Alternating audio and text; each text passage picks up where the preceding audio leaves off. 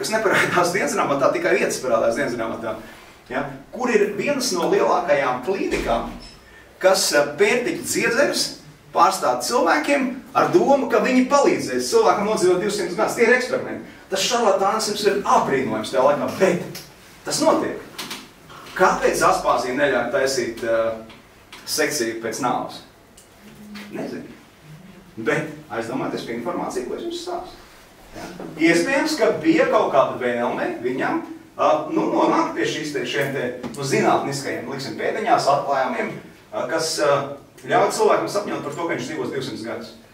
Ja? Viņš to dienasgrāmatā raksta, ka viņš ir dzīvot 200-300 gadus. Tas nav tā kā es izgudroju to. Nē, viņš to grib darīt. Viņš meklē to jaunības eliksīru.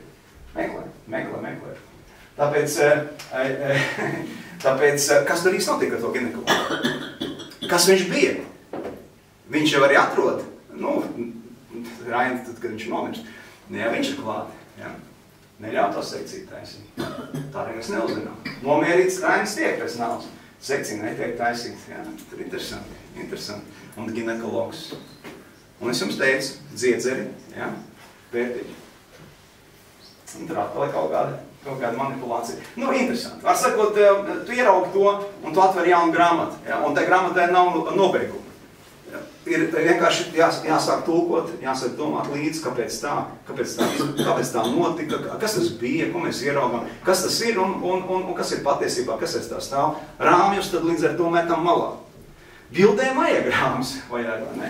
Bildēm vajag rāms, mums te ir bildes pēc sienas, bet kopumā dzīve nevajadzētu rāmī turēt.